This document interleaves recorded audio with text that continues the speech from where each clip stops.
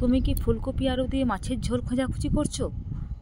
খুঁজতে খুঁজতে আমার এই ভিডিওটা চোখের সামনে চলে এসেছে, আর দেখতেও কিন্তু লোভ লাগছে, তাই তো? তো চলুন আমি রেসিপিটা কেমন করে বানিয়েছি তোমাদেরকে বলে ফেলি। তো নমস্কার, আমি ইন্দ্রাণী। আজকে চলে এলাম নতুন রেসিপি, ফুলকপি আলু দিয়ে মাছের ঝোল। মাছগুলো তাজা, দেখতেই পাচ্ছ। তো মাছগুলো প্রথমে কিনে নিতে হবে, কিনতে তো হবেই, না হলে পাবে কোথার থেকে।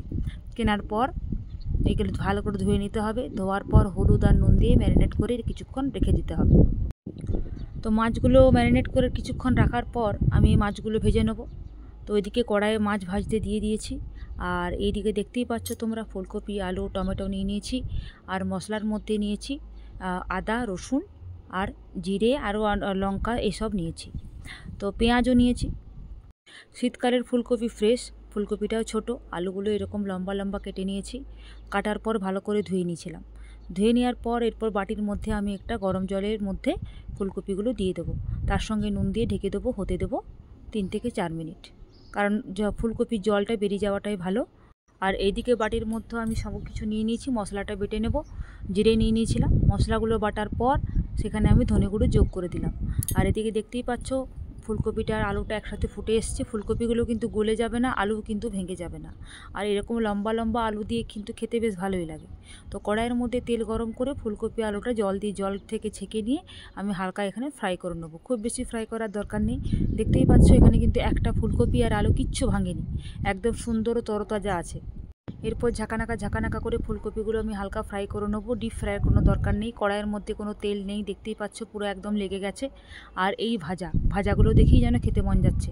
তো যাই হোক, ওগুলো নামিয়ে দেওয়ার পর এরপর আমি আবার কড়াইয়ে তেল দিয়ে দেবো। তেলটা দিয়ে দেওয়ার পর ফোড়নে আমি ইউজ করছি এখানে জিরে। আপনারা চাইলে 5 ফোড়নও ইউজ করতে পারেন, পাতলা ঝোল। আর বাটির মধ্যে থাকা মশলাটা এর মধ্যে অ্যাড করে দিলাম। তারপর আমি দিয়ে দিলাম সে আস্ত টমেটোটা না হলে তো ঝোল জমবেই না। আর তার সঙ্গে হলুদ দিয়ে দিয়েছি। আর টমেটো দেওয়ার পর অবশ্যই নুন দিয়ে দিতে হবে। টমেটো দেওয়ার পর নুন দিলে টমেটো খুব জলদি গলে যায়, আর মশলার মধ্যে নুনটাও বেশ সুন্দর একদম চলে আসে। তো এখন তেল না ছাড়া পর্যন্ত আমি কিন্তু মশলাটা ভালো করে কষে নিলাম। তারপর আমি ভেজে রাখা যে আলু ফুলকপি ছিল সেটা আমি যোগ করে দিলাম। আর এখানে আমি কাঁচা লঙ্কা ইউজ করেছি, কোনো রকম লঙ্কার গুঁড়ো কোনো কিছু ইউজ করছি না। যে যার মতো ঝাল নুন অবশ্যই নিজেদের মতো ব্যবহার করে নেবে, কেন কি ঝাল নুন কিন্তু সবার নিজেদের ব্যাপার, কেউ কম কেউ বেশি খায়। টমেটোর জন্য এখানে কালারটা দেখতেই পাচ্ছ কত সুন্দর, কত লোভনীয় লাগছে।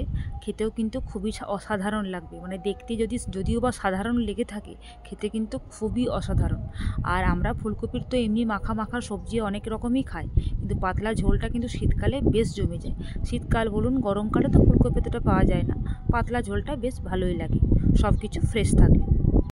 তো এখানে ফুলকপিটা ভালো করে কষা হয়ে গেছে, তেল ছেড়ে গিয়েছিল। তারপর আমি একটু এখানে সামান্য গরম জল যোগ করে দিলাম।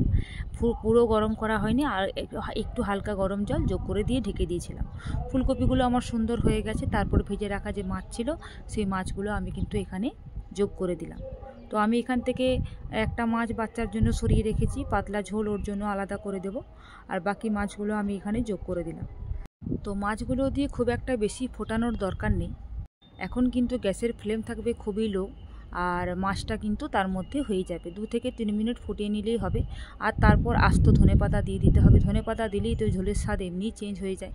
আর দেখতেই পাচ্ছ কত সুন্দর লোভনীয় লাগছে, দারুণ দেখতে লাগছে, খেতে খুবই সুন্দর হয়েছিল। অল্প তেলের মধ্যে ফুলকপি রান্না কিন্তু তৈরি। তো বন্ধুরা, তোমাদের সব ভিডিওটা কেমন লাগলো জানিও, আর এভাবে বানিয়েও কিন্তু আমাকে অবশ্যই কমেন্ট করে জানাবে। আর আমার চ্যানেলটিকে কিন্তু অবশ্যই সাবস্ক্রাইব করে দেবে নিত্য নতুন ভিডিও পাওয়ার জন্য, কারণ তোমাদের অনুপ্রেরণা ছাড়া আমাদের কিন্তু এগিয়ে যাওয়া সম্ভব নয়। তো যাই হোক, অনেক কিছুই বলে ফেললাম।